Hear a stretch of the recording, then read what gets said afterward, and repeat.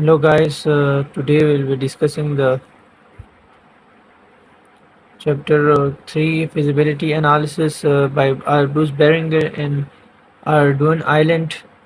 Uh, so moving ahead towards the chapter, explain what is feasibility analysis and why it is important, and why proper time is required to complete the feasibility analysis when developing an entrepreneurial venture, and describe the purpose of product service feasibility analysis into primary ideas that propose business idea should consider in this area. The concept of statement and its components, and the purpose of buying intentions survey and how it's administered.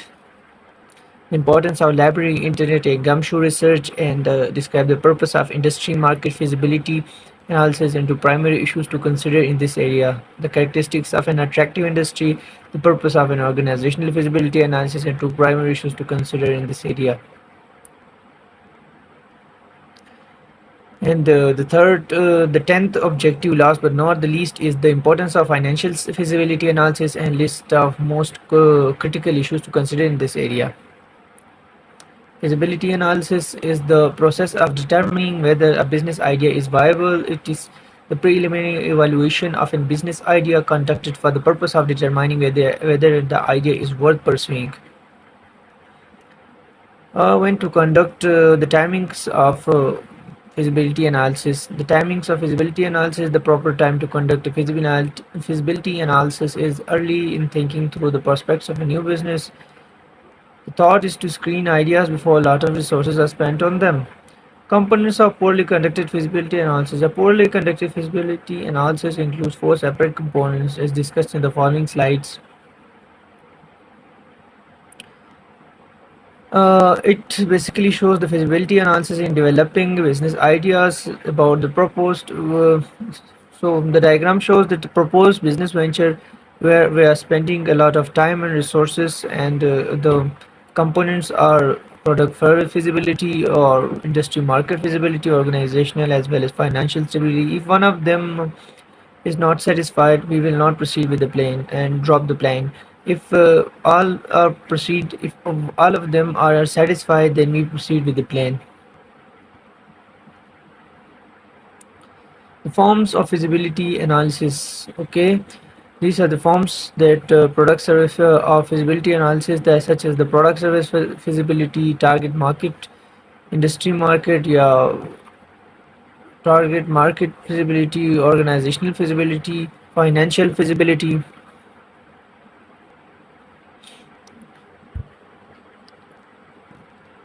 Here is outline of comprehensive feasibility analysis about the product service feasibility and target market feasibility, organizational and financial stability, and the subparts are described.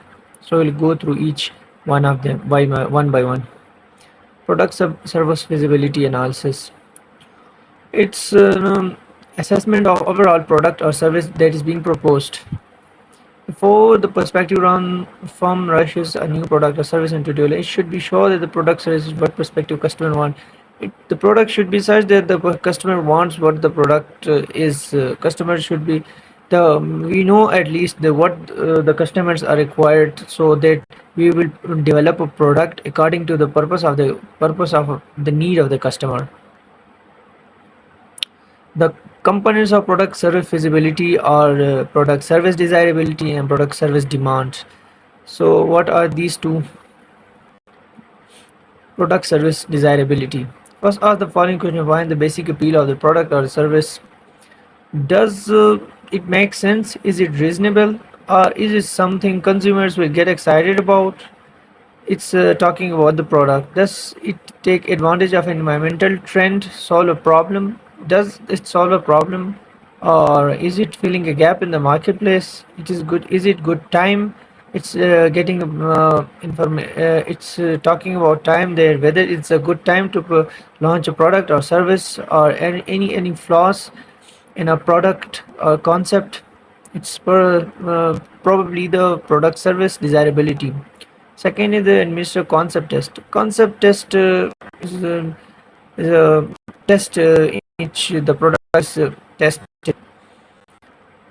Concept statement should develop a concept That means one page description of a business. It's distributed to people who ask to provide feedback on the potential of business idea. Feedback will hopefully provide the entrepreneur with a sense of viability of product and service and suggesting how the idea can be strengthened or tweaked before proceeding further.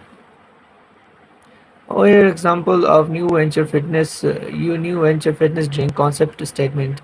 So we can go through it as product, target market, and why new venture firm drinks, and as well as special feature as well as managerial teams discuss. All of them are discussed here. Second one is product service demand. So there are two steps of assessing product service demand. Step one is administer a buying intention survey, and step two is a conduct library, internet, and gumshoe research. These are the two things we can consider while talking about the product service demand. So the second slide of product service demand is in survey like buying intention survey. It's an instrument used to gauge student interest in product. It's basically is a instrument to gauge the customer's interest in product or service. It basically consists of a description of a product, or it consists of a concept statement or a survey with a short survey attached to gauge customer interest. So internet sites like SurveyMonkey and make administering a buying intentions survey easy and affordable. We're talking about basically the internet site that offers uh, surveys and buying intention surveys that will describe the demand of a product. So it is just an example of buying intention survey table in 3.3, and here are the additional questions. So you can go through it if you want to. So what is library, internet, and gumshoe research? So on the fourth slide of product service demand, the second way to access the demand for a product or service is by conducting library, internet, or gumshoe research. And you can go through libraries and to help get resources and to investigate about business idea and journals, industry reports. Internet search can also be a source for product service demand feasibility.